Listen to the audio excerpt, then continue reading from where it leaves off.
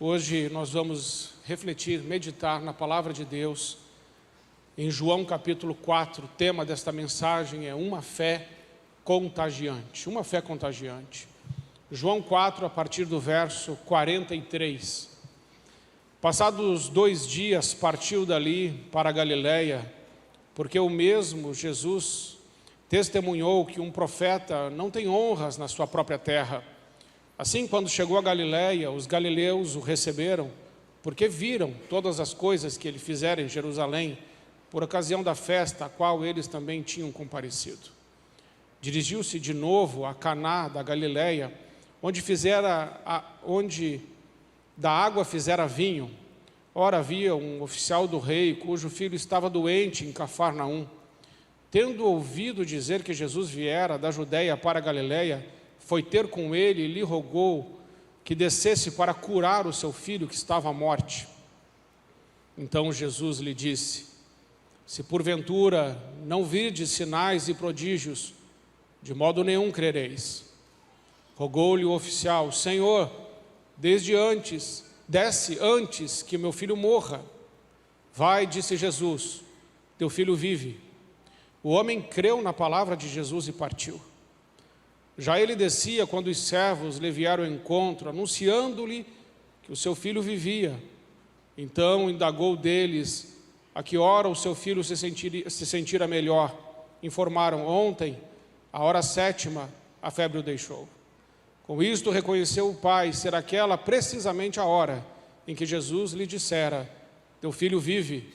E creu ele e toda a sua casa. Foi este o segundo sinal que fez Jesus, depois de vir da Judeia para a Galileia. Amém. A palavra de Deus diz no verso 43, que começamos a ler: passados 2 dias, partiu dali para a Galileia. Esse versículo está se referindo ao contexto desse texto, aonde está falando sobre a mulher samaritana. Nós sabemos que Jesus, em João capítulo 1, João já mostra Jesus como o verbo que se fez carne, ele é Deus. O João capítulo 2, Jesus faz o seu primeiro milagre, o milagre do seu ministério público, quando ele começa lá em Caná da Galileia, ele transforma água em vinho.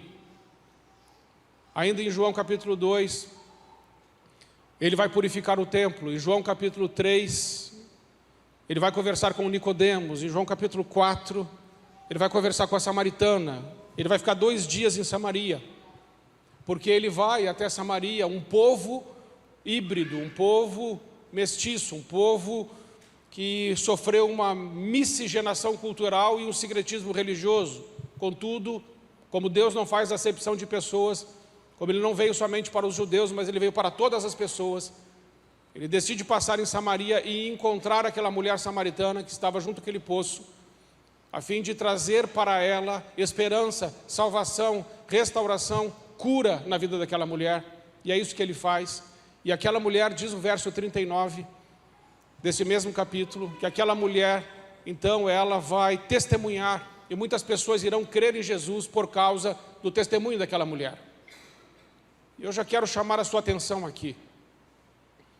Esta mulher tinha um testemunho, e o testemunho dela era um testemunho de fé, e de uma fé contagiante. Porque o que Jesus fez na vida daquela mulher foi tão radical, foi tão poderoso, foi tão forte, foi tão transformador, que ela simplesmente não conseguiu ficar calada. Ela precisava compartilhar aquela boa notícia do que Jesus havia feito na vida dela.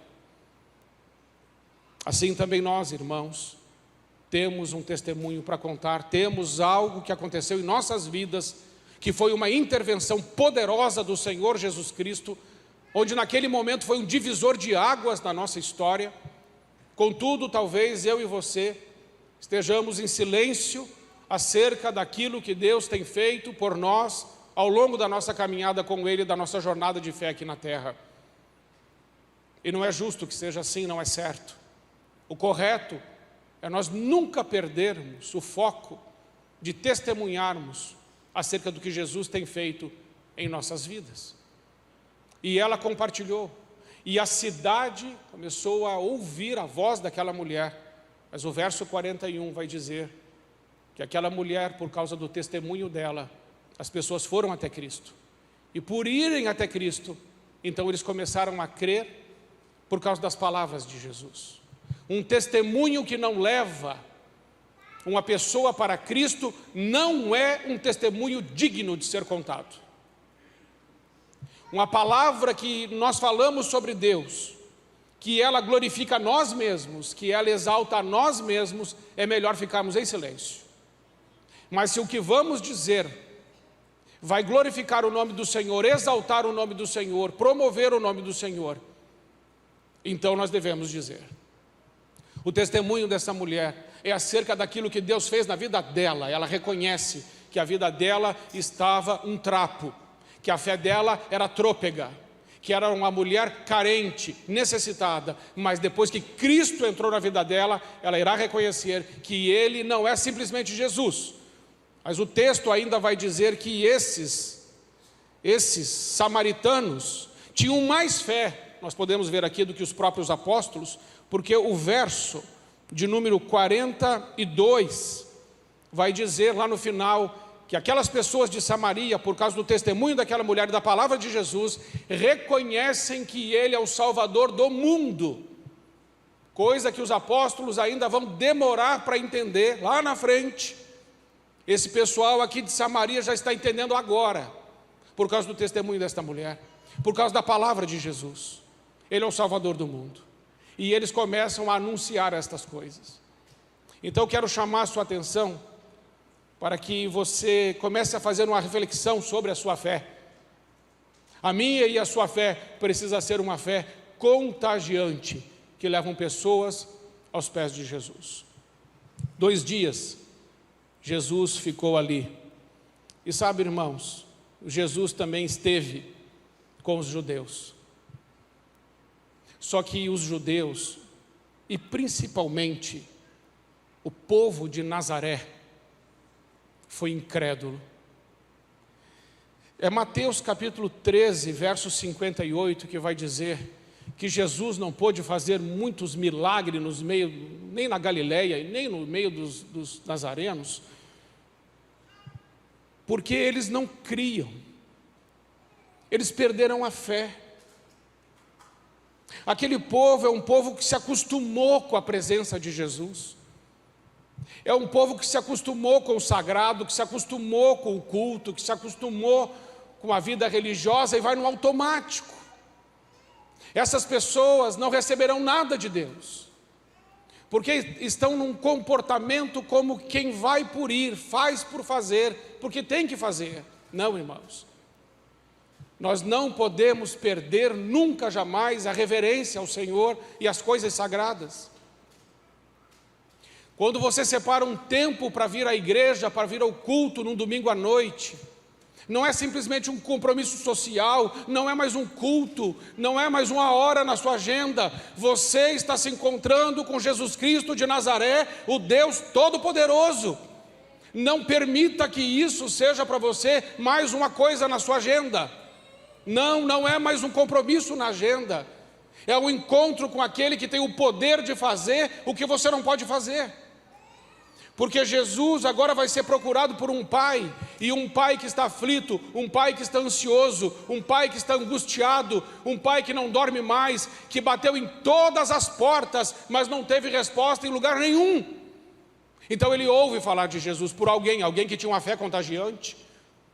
Falou para esse homem que era um oficial da corte, possivelmente de Herodes ou de César. A Bíblia não diz de que corte ele era oficial, mas ele era um aristocrata, ele era um homem importante. E esse homem importante aprendeu algumas lições com esse sofrimento. Ele aprendeu que o dinheiro e os títulos não puderam ajudar o seu filho que estava moribundo. O dinheiro pode te dar, você pode comprar um bom plano de saúde com o seu dinheiro, mas você não compra saúde. Você pode comprar uma casa luxuosa com o seu dinheiro, mas você não compra um lar. Você pode comprar bajuladores com o seu dinheiro, mas você não compra amigos. Há limitações no dinheiro, mas não há limitações na pessoa de Deus, na pessoa de Jesus Cristo, nosso Senhor. E esse homem vai procurar Jesus, porque alguém disse para ele: existe um homem, Jesus Cristo. Ele tem poder para curar os enfermos, Ele tem poder para restaurar vidas, Ele é o Todo-Poderoso. E esse homem sai numa jornada de fé, numa caminhada de 30 quilômetros de Cafarnaum até a Galileia. E eu fico imaginando o coração desse pai, aflito, angustiado. Talvez ele tenha feito os 30 quilômetros chorando, desesperado, sem saber quando saiu de casa se o filho dele ainda estava vivo. Jesus é a esperança dos desesperançados. Quando todas as portas que nós batemos não podem oferecer resposta, Jesus Cristo disse: eu sou a porta, quem entrar por mim viverá, entrará e sairá e encontrará pastagens. Em que portas você tem batido? Como está a sua alma? O que você está buscando? Existem coisas que o mundo pode te dar, mas tudo o que o mundo pode te dar será queimado e destruído. Somente as coisas que Deus te dá permanecem para sempre. Pelo que você está lutando, pelo que você está brigando, pelo que você está se esforçando, onde você está colocando a sua fé e por que você está fazendo isso? São perguntas boas de serem respondidas por nós. Este homem até agora, até esse ponto dessa crise, ele era um homem comum, vivendo uma vida comum. E ele vai diante do Senhor, à espera, à procura de um grande milagre. E é interessante, irmãos, que esse homem, diz a Bíblia, ele vai fazer uma oração, embora ainda seja um homem, a Bíblia não diz se ele é judeu, nós não sabemos. Mas o versículo 47 diz assim: tendo ouvido dizer que Jesus viera da Judéia para a Galiléia, foi ter com ele e lhe rogou que descesse para curar o seu filho. Esse homem fez uma oração, ele encontrou Jesus e ele fez uma oração: Senhor, ajuda-me, o meu filho está morrendo, o meu filho está perecendo, o meu filho está à morte. Mas a resposta de Jesus não foi uma boa resposta, talvez não foi a resposta que ele queria. A resposta de Jesus foi uma resposta dura, foi uma resposta que chama a atenção daquele homem para um ponto mais importante, porque Jesus vai dizer no verso 48, então Jesus lhe disse: se porventura não virdes sinais e prodígios, de modo nenhum crereis. O que Jesus está dizendo àquele homem é: não adianta você ficar me procurando para que eu seja somente aquele que pode resolver os teus problemas. Você não está me honrando com esse tipo de comportamento. E Jesus diz mesmo que um profeta não tem honra na sua casa. Lá em Mateus 13:58 e também lá em João 2, de 22 a 25, está escrito que as multidões iam até Jesus, Jesus curava essas multidões, mas Jesus não confiava nelas. João 2, coloca João 2, 22 ao 25. Quando, pois, Jesus ressuscitou dentre os mortos, lembraram-se os seus discípulos que ele dissera isto e creram na Escritura e na palavra de Jesus. Estando ele em Jerusalém durante a festa da Páscoa, muitos, vendo os sinais que ele fazia, creram no seu nome. Mas o próprio Jesus não se confiava a eles, porque os conhecia todos. E não precisava que alguém lhe desse testemunho a respeito do homem, porque ele mesmo sabia o que era a natureza humana. Jesus sabia o que estava no coração daquele povo. E Jesus sabia que aquele povo estava procurando ele para resolver os seus problemas. E o que Jesus está dizendo para esse homem aqui, que está com um filho moribundo, é a mesma coisa. Você está me procurando, você quer a minha ajuda, porque você tem um problema e é isso que você quer. E eu fiquei pensando, irmãos, quantas vezes eu busquei a Deus simplesmente para Ele resolver um problema para mim. É um relacionamento ruim. Isso não é bom. Deus é pai. Nenhum pai gosta de um filho que toda hora só o procura para dizer assim: faz mais um pix. Você gostaria? Você fala assim: oi filho, seu filho responde assim: Pix. Gostaria? Você uma hora ia falar para ele assim: vem cá, você me ama, seu abençoado? Porque toda vez que você me procura, é porque você quer alguma coisa, é porque você precisa de alguma coisa. Quando foi que você marcou um encontro comigo para usufruir da minha presença e para conversar comigo de coração? Quando foi que você me pediu a opinião antes de sair fazendo as coisas, ao invés de me chamar depois que a bomba já estourou? Quando foi que você lembrou de mim quando estava tudo bem na sua vida? Quando foi que você preparou no seu dia 1 hora para nós estarmos juntos? E aí Jesus está falando com ele assim: olha, o que eu estou vendo em você, eu estou vendo em todo esse povo.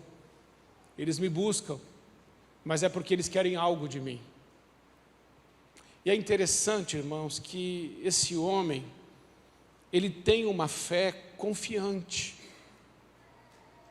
E ele vai continuar. Eu acho isso maravilhoso. Sabe, irmãos, quando nós estamos orando e Deus não responde, não é que a gente tem que parar de orar. Ah, pastor, eu orei e Deus não me respondeu. Mas talvez Ele já tenha te respondido, e talvez Ele tenha te dito não, ou alguma outra coisa, como disse esse homem. Isso não significa que é para parar de orar. Isso significa que talvez tenha alguma coisa errada dentro do nosso coração.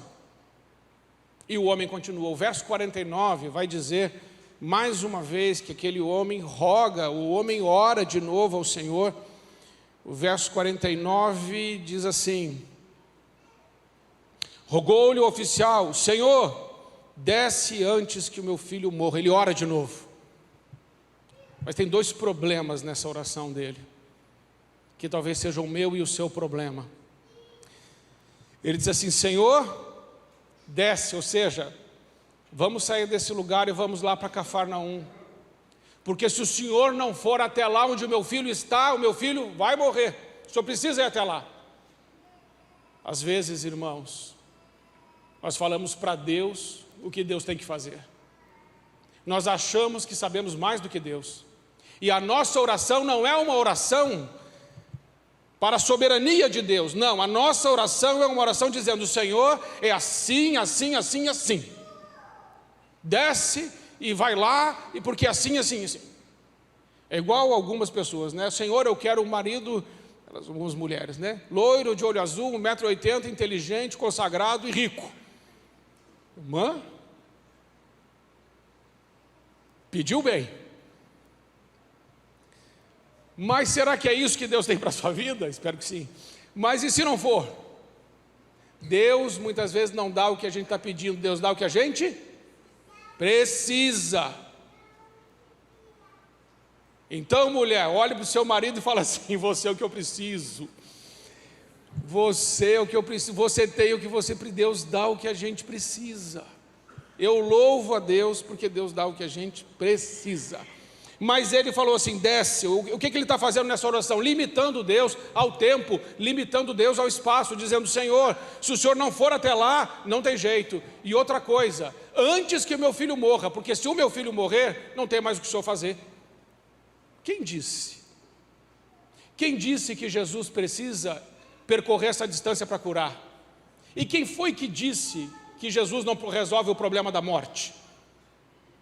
Quem disse isso foi esse homem nessa oração. Ele foi limitado por aquilo que ele pensou que Jesus poderia fazer. Isso é uma lição para nós. Não limite Deus. Não coloque Deus dentro da sua caixinha. Não diga para Deus o que Ele pode ou não fazer.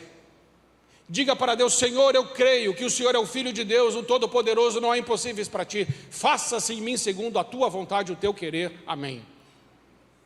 É melhor assim. O homem estava com pressa, o homem estava angustiado, o homem estava ansioso. É claro, seu filho estava moribundo. Mas Deus não é escravo da nossa agenda. Deus não tem compromisso com a nossa correria. Deus não tem compromisso com a nossa pressa, com a nossa angústia, com a nossa ansiedade, com a nossa insegurança, com a nossa insuficiência, com a nossa impotência, com as nossas fraquezas. Ele não tem compromisso com isso. Ele tem compromisso com os propósitos santos, perfeitos, que Ele tem para cada um de nós. O problema é que aquele homem estava indo orar pelo seu filho, mas Jesus estava olhando um homem que estava morto em seus pecados, em suas iniquidades e em seus delitos. Aquele homem estava indo pedir ajuda ao filho. O que aquele homem não entendia é que ele também estava morto em seus pecados, e o propósito de Jesus não era somente salvar o filho dele de uma enfermidade, mas era salvar a ele, para que ele não perdesse a vida eterna. Então Jesus, no seu amor, na sua graça e na sua bondade, atende o pedido deste homem. E aquele homem de uma fé confiante, agora ele tem uma fé confirmada, porque quando ele está indo para sua casa, os servos vêm ao encontro e falam assim: seu filho melhorou. Uma fé confiante se transformou numa fé confirmada, e quando ele chega em casa, os últimos versos vão dizer que ele e a sua casa creram no Senhor. De uma fé confiante foi para uma fé confirmada, de uma fé confirmada para uma fé contagiante. A casa dele toda creu, e todos passaram da morte para a vida. O nosso maior problema não é uma enfermidade física, o nosso maior problema é a enfermidade espiritual. E louvado seja Deus que Ele pode nos curar na física, na emocional e na espiritual. Jesus pode nos curar integralmente, perfeitamente, eficazmente, notoriamente, e é irreversível o que Ele faz. Por isso, amados irmãos, nós precisamos voltar a crer, e a crer de uma forma contagiante. Charles Spurgeon vai dizer que, via de regra, corações cobertos de seda e de cetins são os corações mais turbados. Sim, porque quando nós precisamos de muitas coisas bonitas para nos cobrir, é porque estamos escondendo coisas dentro de nós que o Filho de Deus precisa tocar, precisa curar, precisa restaurar, precisa transformar. Aquele homem tem um encontro com Jesus Cristo, sua vida foi transformada, seu filho foi curado, sua família foi salva. Sua fé era uma fé confiante, mas se tornou, por fim, uma fé contagiante. Os judeus têm um costume, é o costume que se chama seder, que é sentar-se à mesa. Eles fazem isso muito na Páscoa, mas devem fazer o ano inteiro, que é sentar-se à mesa e começar a compartilhar uns com os outros as histórias daquilo que Deus fez em nossas vidas. Irmãos, hoje em dia nós estamos sentando à mesa, porque eu penso que esse homem aqui se sentou com a esposa, com o filho, e começou a contar: olha, eu encontrei Jesus, aconteceu isso, aconteceu aquilo, e aquela mulher falou: sim, foi naquela hora 7ª, realmente o nosso filho levantou naquela hora, ele foi curado, foi a palavra de Jesus. Ele falou: pois é, eu estava lá com ele, ele curou. E ela falou: então, foi aqui em casa, nosso filho levantou, eu creio nesse nome, no nome de Jesus. Todos foram salvos, e eles começaram a compartilhar aquela bendita cura, aquele poder, aquela intervenção de Deus. Será que eu e você não temos nada para compartilhar? O que é que Deus já fez na sua vida, que você olha para trás e fala assim: meu Deus, eu esqueci de coisas tão grandes e maravilhosas que Deus já fez na minha vida, e eu nunca mais compartilhei. Não compartilhei a minha fé para contagiar alguém que precisa da graça de Deus. Eu creio, irmãos, que como aquela mulher samaritana levou a palavra para aquela cidade e levou aquela cidade aos pés de Jesus, Deus quer usar a sua vida a sua boca, a sua história, a sua memória. Deus quer incendiar a sua memória e trazer de novo à tona, à vida, aquilo que Ele já fez em sua vida. E creio que Ele quer fazer mais, porque Ele te ama. Mas nós não seremos pessoas com uma fé contagiante se usarmos somente o poder de Deus para o nosso benefício imediato. Não, irmãos. Não é assim que funciona. Nós precisamos querer Deus. E depois, se Ele quiser fazer, Ele fará no seu tempo, do seu jeito, para a sua glória, para o engrandecimento do seu nome. E enquanto passamos pela tribulação, temos força para resistir, porque Ele está conosco. Mas se Deus não estiver conosco, nós não iremos suportar. Então eu quero desafiar você a partir de hoje, a ser uma pessoa com uma fé contagiante. E uma pessoa com uma fé contagiante é uma pessoa grata, porque quem é agradecido compartilha. Quem recebeu um presente não deixa de falar. Quem foi alvo da graça de Deus, reparte isso. Eu preciso repartir com vocês algo que às vezes eu reparto. Eu lembro da minha vida quando eu conheci Jesus. O meu casamento estava acabando, a minha esposa estava com depressão, os meus filhos estavam sem referência, a minha vida era um desastre, o meu casamento estava à base, assim, um fiozinho, assim, um precipício, ia acabar, era o fim. Mas aí chegou uma mulher e falou para minha esposa: olha, existe uma saída, existe Jesus. E a gente foi parar lá naquela igreja, e depois daquilo tudo mudou. Eu sou tão grato àquela mulher. E deixa eu te explicar uma coisa: aquela mulher não sabia nada de teologia. Aliás, ela não estava nem muito firme, ela estava meio capengando. Mas Deus usou a vida dela meio capengando mesmo, para dizer assim: ó, vai lá. E eu estava tão desesperado que eu falei: eu vou. É como esse oficial da corte. Ele era um aristocrata, era um homem de posses, de títulos. Mas quando seu filho está morrendo, você não está nem aí para título ou para posse. Você quer saber de resolver. É nessa hora que o nosso coração se abre para ouvir a palavra de Deus. Você não precisa esperar a hora negra chegar. Você pode decidir para o Cristo antes. Você pode ter um relacionamento com Ele antes disso tudo. Mas se for em tempos de crise, então que seja. Mas não deixe de vir a Deus e não deixe de levar outros ao Senhor. E eu nunca mais encontrei aquela mulher, mas eu lembro o nome dela, era Marcele. Essa mulher se chamava Marcele. E se um dia ela me ouvir, obrigado, Marcele, você me ajudou. E assim como eu estava perdido nas minhas dores e derrotado na minha insuficiência, e Jesus me transformou por causa de alguém, eu creio que Deus quer transformar a vida de outras pessoas através da sua vida.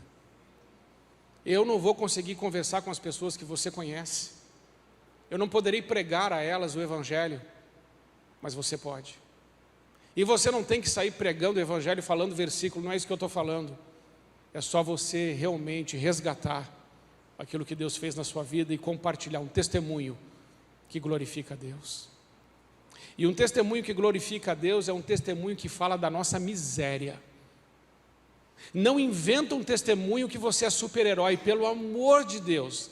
Eu já ouvi uns testemunhos assim, é aterrorizador. Eu não vejo a hora que a pessoa termine. É angustiante o testemunho da pessoa. Ela e Deus é quase a mesma coisa. morreu, ressuscitou, foi atropelada, daí deu certo, e não sei o que, meu Deus do céu. Não, um testemunho que glorifica a Deus é como deste homem, é como da samaritana, é como da mulher do fluxo de sangue, é como do paralítico à porta formosa, é como de Lázaro que estava morto e ressuscitou, é como do leproso que foi purificado, é como do surdo ou do cego que foram restaurados, do paralítico que andou. Esses testemunhos daquilo que Deus fez, uma sogra de Pedro que foi curada daquela febre, como filho deste homem que foi levantado para a vida, são testemunhos que mostram a nossa impotência diante do poder e a graça do nosso Senhor. Amém? Que Deus te use, e que Deus te use poderosamente, e que Ele te dê uma palavra que seja contagiante. Sabe por quê, irmãos? Porque quando o problema bate na nossa porta, a gente murcha. Conforme for o tamanho do problema, a gente murcha, esvazia igual um balão. E aí a gente precisa de alguém que chegue e diga para a gente assim: olha, eu conheço alguém que se chama Jesus, que pode resolver, que pode transformar. Procura Ele. Ele resolveu, Ele me ajudou, Ele me curou, Ele me salvou. Eu nunca vou esquecer, irmãos, livramentos que Deus nos deu, que a gente não tem palavras para agradecer a Deus. E quando eu vou olhando para trás, eu vou lembrando, e eu sou grato a Deus. Queria pedir que você ficasse em pé. Nós vamos encerrar orando. Mas eu quero que você ore hoje por você. Não quero que você ore por ninguém. Pastor, lembrei de fulano. Não. É você. E que você pudesse dizer hoje para Deus, dizer assim: Senhor, será que o Senhor pode usar a minha vida como alguém que tem uma fé contagiante?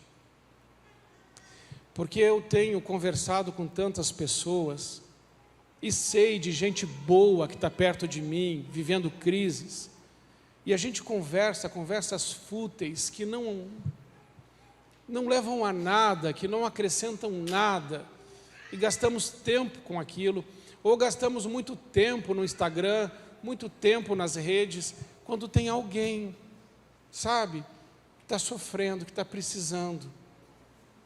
E Jesus tem a igreja dele, e Ele diz que a igreja dele é luz nesse mundo, é sal nessa terra. Se o sal ficar no saleiro, não serve para nada. A gente tem que sair do saleiro, a gente tem que salgar esse mundo. Eu creio que Deus chamou você hoje aqui para dizer: eu conto com você, e com uma fé contagiante. E eu sei que Deus vai acender na sua memória lembranças tremendas do que Ele já fez. E, irmãos, o Deus que fez no passado é o mesmo Deus que faz agora. Tem alguma coisa que é difícil para Ele? Não tem. Mas às vezes nós limitamos o Senhor com a nossa falta de fé. Por isso precisamos pedir ao Senhor: Pai, me dá uma fé contagiante, porque eu vou ser uma pessoa que vai encorajar os outros com a Tua promessa, com a Tua palavra, lembrando do que o Senhor já fez na minha vida. Amém? Se você quer fazer essa oração: pastor, a minha fé está legal, mas não está tão contagiante assim. Eu acho que eu preciso de um pouco mais de gratidão e de ousadia e de coragem, e também de dar o meu tempo para orar e conversar com algumas pessoas. E se você conhece alguém que está precisando de ajuda, ore primeiro, porque quando nós oramos por alguém, é como se a gente fizesse um bombardeio com bombas de amor assim, e aí quando a gente vai conversar, o coração já está aberto, porque nós oramos primeiro. Mas primeiro é por nós, para que o Senhor nos use, a cada um de nós. Você sabe, né, que o final do ano é um tempo muito doloroso na vida de muita gente. E muito suicídio no final do ano. Tem muita gente que sofre nessa época de Natal e Ano Novo. Então, creio que Deus vai te usar muito. Deixe o seu lugar então. Vem aqui na frente. Vamos orar juntos? Senhor, incendeia meu coração e me faz lembrar das coisas que o Senhor já fez na minha vida. E usa a minha vida, Senhor, com uma fé contagiante, porque eu quero levar a esperança para os desesperançados. Eu quero levar a alegria aonde tem tristeza. Eu quero levar fé aonde tem dúvida. Eu quero levar o amor aonde tem falta de perdão, rancor, onde tem ódio. Vamos orar? Pai, em nome de Jesus, nós, como esse homem, passamos por tantos problemas. E no meio das nossas crises, nós vamos até o Senhor, para o Senhor só resolver o nosso problema, e aí a gente vai embora para não te incomodar mais. Mas não é nada disso que o Senhor quer. O Senhor quer o nosso coração. O Senhor quer um relacionamento íntimo e verdadeiro. O Senhor quer o nosso tempo. O Senhor nos quer. E às vezes o Senhor demora para responder ou não responde, porque a gente ainda não entendeu isso. Mas hoje, Senhor, nós entendemos. E queremos pedir ao Senhor que nos abençoe e que nos traga à memória histórias dignas de serem contadas, que glorificam o Teu nome. Porque sabemos que existem tantas pessoas boas perto de nós, tanta gente boa, mas que não Te conhece ou que está sem esperança. Esse homem estava com um filho moribundo, outros estão com casamento à beira de um colapso, outros estão com os filhos nas drogas, outros estão pensando em suicídio, outros estão desistindo de tudo. Senhor, que sejamos nós os canais da Tua graça nessa terra, e que o Senhor possa usar o nosso testemunho, como aquela mulher samaritana, usar o nosso testemunho para trazer pessoas para o Senhor Jesus, para crerem na palavra de Deus, no Evangelho da salvação. Pai, muito obrigado, porque o Senhor sempre nos ouve, e o Senhor é poderoso para responder essas orações. Ajuda-nos, Senhor, a compartilhar a fé, e que essa fé seja contagiante, e que muitas pessoas venham aos Teus pés, através da vida da Tua igreja. É a nossa oração agradecidos, em nome de Jesus, amém. Amém? Olha, coloca a mão assim no seu coração e repete assim: Senhor Jesus, eu consagro os meus lábios e a minha mente ao Senhor Jesus. Espírito Santo, me ilumina, me inspira e me dá palavras que vêm do alto, para eu abençoar a vida de todas as pessoas que o Senhor colocar no meu caminho. Eu não terei medo e nem vergonha de dizer tudo o que o Senhor já fez na minha vida. Eu creio que vou ver muitas pessoas indo aos pés de Jesus, pelo poder do testemunho e de uma fé contagiante. É a minha oração, agradecido, em nome de Jesus, amém. Ó, deixa eu te falar, mas pastor, eu vou falar e vai ser demais, e como é que vai ser o resultado? Resultado, essa é a parte boa. Resultado não é com a gente, resultado é com o Senhor. O Senhor nos pediu para falar, testemunhar, proclamar tudo o que Ele fez e faz. O resultado é com o Senhor. Não leve uma carga que não é sua. Ore com fé, testemunhe com fé, e você certamente verá a graça, o favor e o poder de Deus. Todas as vezes que eu fiz isso e pude ver as coisas acontecerem, nem sempre a gente pode ver, mas quando eu pude ver, a alegria, amados irmãos e irmãs, é inenarrável. Vou usar a palavra chique, inenarrável. A gente não consegue dizer de tão feliz que a gente fica quando o nosso testemunho, a nossa palavra frutifica. Eu acredito que Deus vai te dar momentos assim de alegria, e essa é a alegria que o mundo não pode nos roubar. Ela permanece. Essa é a alegria que você tem, mesmo com problemas. Essa é a alegria do cristão, de pôr a cabeça no travesseiro e dormir bem, uma consciência tranquila, porque está fazendo tudo quanto o Senhor ordenou.